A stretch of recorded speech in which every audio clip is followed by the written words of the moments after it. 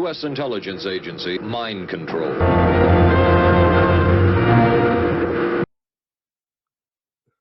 Nope.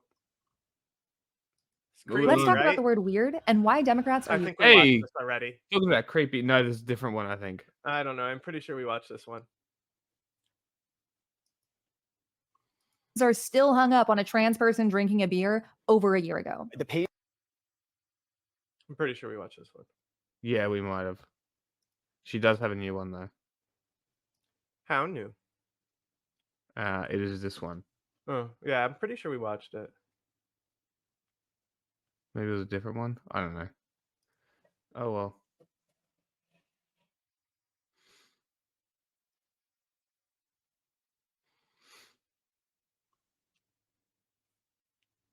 Maybe. Yeah. I feel like we didn't, but sure. On our Discord chat, it's titled America's Premier Pronatalists on Having Tons of Kids to Save the World. Quote, they are going to be countries of old people starving to death. End of the quote. So in this video, we're going to use this interesting but kind of weird article as a basis, but maybe we should first contextualize things, give you some definitions. So what is pronatalism? Well, pronatalism is about encouraging people to have more kids. It's the idea that having a bigger population is good for society, for the economy, and keeping cultural traditions alive. Nation historically... It's literally killing us. Pronatalism is literally killing us. Like, we really need to start thinking practically about this. Viewed large populations as a source of power and security. A large population meant a large army. Like, literally, like, not only is one child policy time?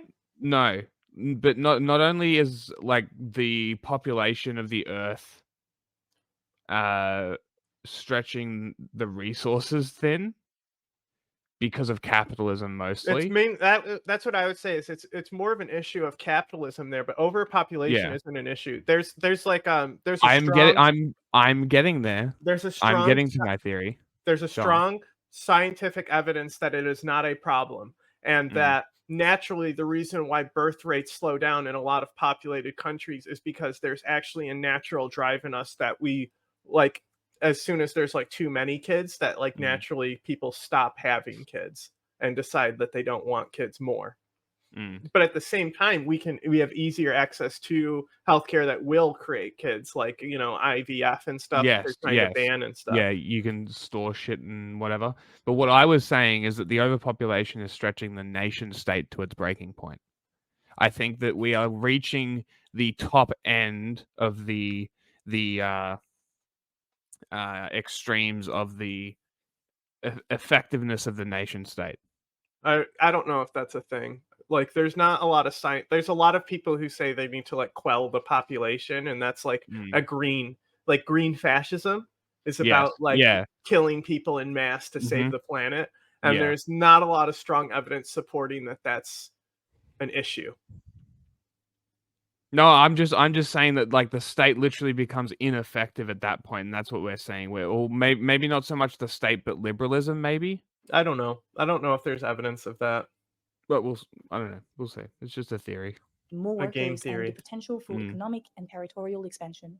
In France, for example, post-World War I and II policies encourage higher birth rates to rebuild the nation.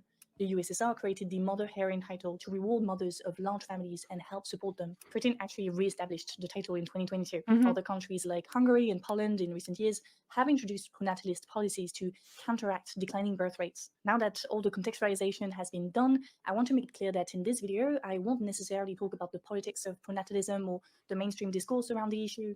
I want to focus instead on the philosophy that underlies it, utilitarianism. I want to use the example of the Collinses, a liberal entrepreneurial family. I didn't check this video, but that's fantastic. That's so much better than anything else that I could have picked on this subject, because they just would have been talking about JD Vance, and I was really hoping it wouldn't go that way. That the Guardian journalist interviewed for that article to talk about the... Yeah, well, that's exactly right. So it's and this is why I say that it needs to be a smarter decision. It needs to be dealt with smarter than a state, I think, is possible. Like, it's not... I don't think the people running countries are smart enough to be able to Well, that's the thing socially is like engineer a with a lot population. of the countries that have the issue, it's also an issue of racism because Yeah. we can supplement it with immigration Mm-hmm. anyway. Like Yeah. those immigrants, like so.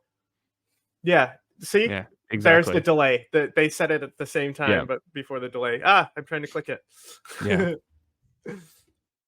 So But this leads into the same argument, right? They could literally solve that problem with immigration. Japan is struggling to pass on trades that are unique to Japan because and people don't we want to talked learn about them. this yesterday. At the same time, immigration Mm. is getting out of control, and we need Yeah. to start stabilizing Africa So like all of this before stuff, like global warming destroys it.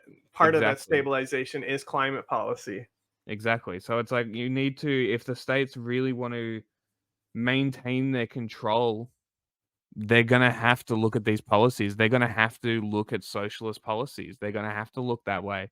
It's just a matter of fact. Like it's unsustainable. They can't not. It's that or collapse at this point. Ethics of this philosophy, and by extension, the ethics of the pronatalist movement. Okay, let's get back to the article now. So Malcolm and Simon are 37 and 36 respectively. They have 3 children and plan on having Gross. many more. Now, at first glance, when you Mhm. read If that I and had when you look at kids the pictures of now, I Simon could be dressed as a them. Judging by the age of their kids. trad wife, you could assume that these people are Yuck. religious and conservative, but it's not the case. I'm the Malcolm and trad Simon wife are in the atheists. relationship, They first claim of all. to support LGBTQ+ rights. They are pro-abortion. They work in tech and business. They are entrepreneurs helping other businesses grow to then grow their pronatalist foundation in return. Now, the more I read about them, the more I thought, that doesn't give Christian nationalists. That gives Elon Musk, right? I mean, they named their children Elon Octavian Musk. George, Thorsten Savage, Titan Invictus, and the next one will be Industry Americas. Elon Musk has actually shown support to Oh my god. Simon and I was for gonna his joke friends, they should die in the beginning. Mhm. foundation. He's a pronatalist. Gotta In say, fact, all in right. 2022, quote, population collapse The due to desk low light in the birth rates is not background Are you gonna to criticize her setup now? no. I'm gonna say that it's smart the way she's angling it to give depth and shadows. Yeah. For like, it's not doing much because it's just a puny desk light, but because it's there, might as well utilize it, right? Yeah. much bigger risk to civilization than global warming. And I do think global warming is a major risk. Other people in the tech business See space that are back also there? very interested. Like Yeah. it might, in this like issue. it looks We like have she's OpenAI one CEO that Sam she would Altman, shine who's on her desk while she's working at the desk behind her, right? But Yeah. the reason why you would angle it up and at the wall right that is like the light bounces back and gives shadow to everything, so it balances out your shadows a little bit, Yeah. and it actually makes your background look longer. So like you could be like, if you're like in a really confined space, you can always use shadows to make the illusion of depth. Yeah. co-founder Young Talin, who gave money to the Collinses. The Collinses claim that they want to avoid a handmaid's tale situation, so their goal is to help families who want to have a lot of kids. To achieve that goal, they take on the support of the tech gurus, It's just always health, strange but to me when they they also have their welcome the support computer of more monitor in the controversial figures, background. So it's like, do you have Christian two nationalists. Now, computers? again, You the have one that Collinses shoots and one that edits, you know? But you know what it looks like? That's her standing desk. So she's one of those You people. reckon? Yeah. Look at how tall it is. Yeah, maybe. aren't particularly conservative. Their pronatalism is born out of a very utilitarian approach of things. But what do we mean by utilitarian? So utilitarianism is a philosophical theory of ethics that holds that the best action is the one that maximizes overall happiness or utility. It is a form of consequentialism, which means that the moral worth of an action is determined by its outcome. So happiness, utility, and consequentialism. These are the 3 features of utilitarianism. Now, it is established that modern utilitarianism was Boy, it created would be by nice to talk to Jeremy this Bentham, person. the guy who also Yeah. created the Panopticon. We haven't tried to Bentham was contact her liberal. yet. He wanted Oh, to we promote haven't? happiness and reduce No. suffering in the world. Like John Stuart Mill, another utilitarian, he emphasized the importance of individual rights and justice in the context of promoting overall happiness. Let's go back to the Collinses for now. So the Collinses are driven by utilitarianism. They want to maximize the number of children they have for the greater good of humanity. Their pronatalism is based on the fact that birth rates are going down in the global north, not in the global south, but just in the global north, and their utilitarianism extends to the way they created their kids. Yes, I'm going to use the word create. It starts with the embryos. Pre-implantation genetic screening is unregulated in the US. There are several companies that Oh will my test god, it's embryos for the fucking risks of eugenics. They use CRISPR and shit. certain conditions, including the Sam Altman-backed genomic prediction, which the colonists used for health scores. For what they call the controversial stuff, they took genomic predictions data and gave it to another team of scientists who claim to be able to predict everything from how likely it is that one embryo will be happier than another one to its future predicted income. Yes. What is the fucking point? They're rich, so they think they can make ethnically perfect babies. It's literally like Hitler shit. Yeah. Now, if it was an interracial couple, my opinion might change. Depends on how racist they get with it. Like, we picked up that guy to be the athlete. If it's like that one Get Out movie, then it might be even worse. You know what I'm saying? Yeah. And just to be clear, if we it was picked Chinese people, so they'd be good at math. If this was Nigeria and this was a Nigerian couple making perfect, ethnically eugenicized black children, still same fucking weird. It's still fucking weird. Like, it changes nothing. This is strange. The geneticist Adam Rutherford recently said there might be, quote, an IQ point or two of benefit in doing this, quote, the type of thing you can change by having a decent night's sleep. Okay, IQ points, which are fake. I was about to say, do you want to know who uses IQ? It ain't smart people. It's like, hey, you can... But if they get a cup of coffee and a good night's sleep, then it's 3 IQ points. Oh. 1, pure BS, and 2, super problematic. Pre-implantation genetic screening is not good because we know what sort of characteristics people select. People select the characteristics that are desirable in our society, but desirability is not objective, it's subjective. Simone and Malcolm have had to get pregnant through IVF and have been selecting embryos based on how well they score on intelligence and future health. As Guardian journalist Jenny Kleeman explained, Simone and Malcolm claim that this is not eugenics, that the traits parents choose can change from culture to culture. That convinces me it's not eugenics. Just like when the KKK says, oh, we're not actually racist. We're not racist, yeah. We just want everybody to live by themselves on their own with their own people. Is maintained. But again, such a statement doesn't take into account racist, classist, ableist, or sexist biases that we have all integrated and that have been documented by social scientists for decades, if not centuries. When people get to select the genes they want for their kids, they tend to select similar things. Eugenics ultimately reduce gene diversity, which is an actual threat to human civilization, and also not nice. So after the selection of genes comes the selection of names. The Collinses are convinced that you can maximize happiness and success for your kids by selecting the right names. Cooking. We want to give our kids strong names. We want our kids to have a strong internal locus of control. So this thing has a name. It's called nominative determinism. Nominative determinism is the idea that people are drawn to certain professions or certain life paths that will fit their names. All right. The dentist named Dr. Tooth. Okay. Wow. I'm starting to support bringing back gulags. Woof. Dr. Tooth. Yeah, I'm going to be honest. I used ChatGPT to find this example. I'm not sure about this. Would Tooth be drawn to become a dentist? Like, imagine having to hear multiple times a day the same quote, Mr. Tooth, the dentist, what a great choice of career. Ha ha ha. Like, who would want that for the rest of their working life? Apparently, it would make more sense for dentists to become a dentist because they start with the letter D. But again, and it should I trust the sounds website like looking dentist? to other A little studies? bit. Like, people are motivated by money.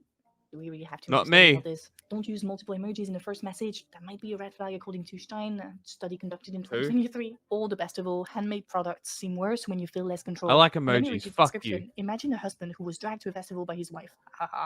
In this mindset, he will feel repulsed by the tables selling handmade products because they won't satisfy his desire for control and autonomy. However, this effect can be resolved by allowing him to customize these products.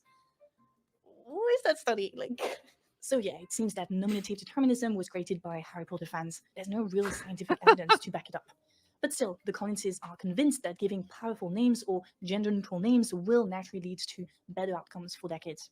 The next element I want to talk about in this article is precisely the limits of the Collinses' utilitarian approach. And you'll see it's a bit scary. Look at this quote, for example. When people say, I can't afford kids, what they mean is, I cannot afford to have kids at the standards that I find to be culturally normative. Now, the Collinses had child protective services called on them before. Quote, because our kids were wearing used clothes because they were sick too frequently.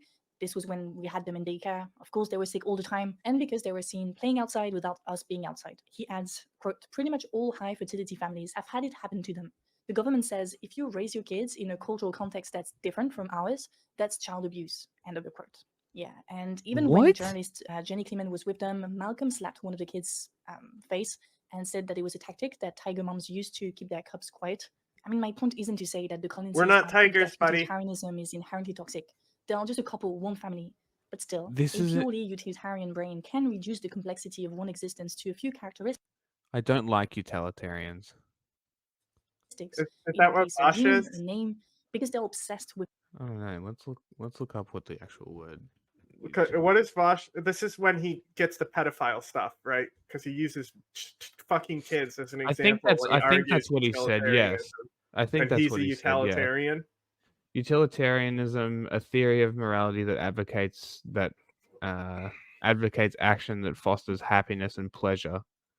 Have you seen the Sam Cedars version of "I just want kids to have healthcare, sweetie"? And oppose actions that cause unhappiness or harm. No, I haven't. It's just "I don't care" is what he says it. Fair enough. It's about. I'm pretty sure it's about utilitarian, right, versus deontological with Sam Cedar. Sounds about right. With their morally superior goal, in our case, ensuring the future of humanity on Earth. They believe that the greater cause gives them the right to neglect the people they unwillingly put on board. Reading about the Collinses reminded me of a book that I really liked, Never Let Me Go, by Kazuo Ishiguro. The book is a dystopian novel that follows the lives of three friends, Kathy, Ruth, and Tommy, who grew up at a seemingly idyllic English boarding school called Helsham. As they grow older, they gradually uncover the dark truth about their existence. They are clones, created to donate their organs to cure illnesses in the wider society. The story delves into themes of memory, identity, and the ethical implications of human cloning. So once again, you have the greater moral cause, saving humans, and you have the utilitarian strategy, cloning individuals to later use their organs. But the ethical problem is, can the moral cause surpass the atrocity that is raising kids to donate all their organs? There's a really interesting passage in that story. When the schoolmaster, Miss Emily, explains to adults Kathy and Tommy that Helsham was the most ethical school for clones. They actually cared about students. They treated them like humans. They cared about their art, education, and thought. Similarly, we can say that the Collinses cared about their children because they wanted them to have the best genes possible. They wanted them to be as happy and successful as possible. But can an extreme system ever be ethical? Sam Cedar. Go on. Arguing against utilitarianism. Okay. I would vote for someone who is going to create less concentration camps. So you're willing to put your weight behind somebody who's going to make concentration camps? No, I'm not willing to put. I'm willing to put my weight behind diminishing the number of concentration camps. I think that before you go, it's a really great point that I think may separate. It's utilitarianism versus deontologism. That you're quantifying versus I'm not. You see what I'm not saying you're wrong. I'm saying your philosophical standard is the minimization of harm, and mine is more about the individual is the small, you know what I mean? Like, yeah. I'm curious about the second part of that. You said, you know what I mean? Because I really don't. Oh, mine is about minimization of harm. The two philosophies about feeling violating the ethics of an individual is violating ethics regardless. And yours is minimization of harm is better. So utilitarian versus deontological. From my standpoint, committing one unethical act is a violation of principle and ethics that can't be crossed. But I will admit, there's not like a hard line. I think that is silly. I respect you, but they're very strong philosophical positions. Dude called him silly.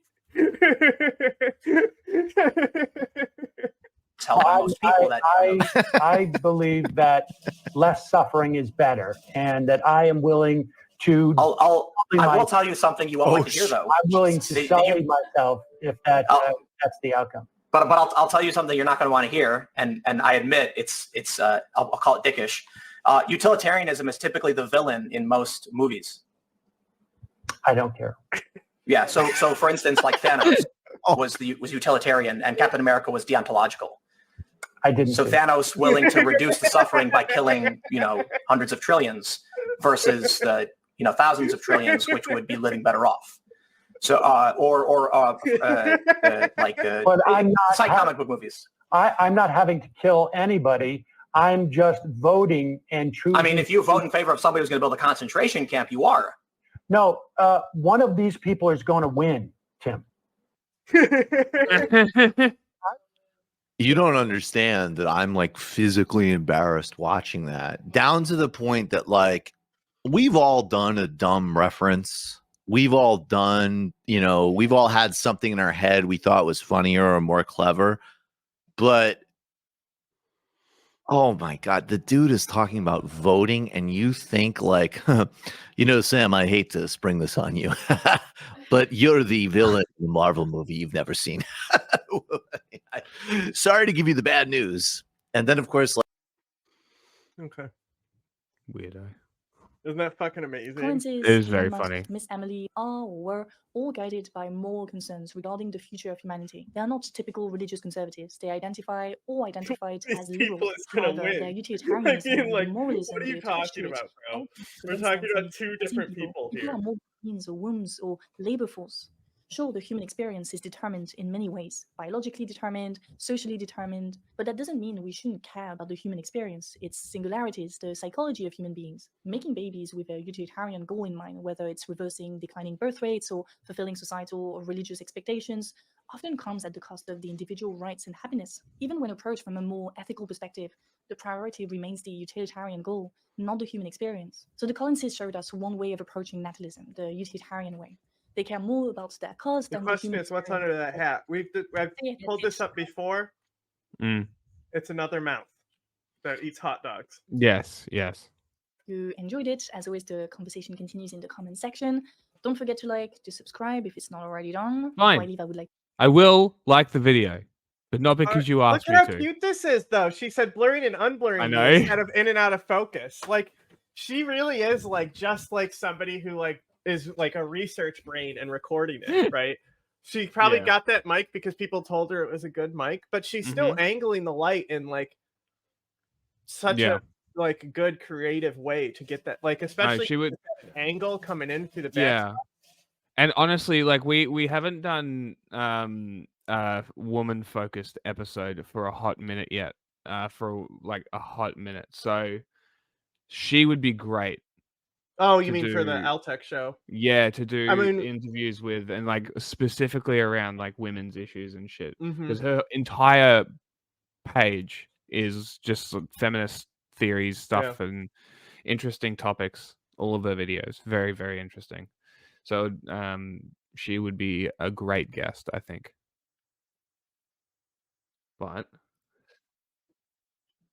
this one. Oh God. Onto the meat. Oh, I put this on here because I pulled this up and I got mad the other day when I was looking through stuff. It got recommended to me. Mm. Hang on, Okay, I gotta get some reference material. Yes, but actually, before we do that, I need to go to the toilet real quick.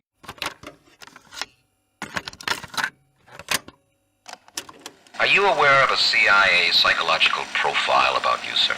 Would you be interested in hearing what the CIA had to say? This secret study portrays as a brilliant but dangerous megalomaniac who is likely to pursue his own aims in disregard of U.S. interests. He's an uncertain ally. Shall I go on, or would you prefer that I stop, sir?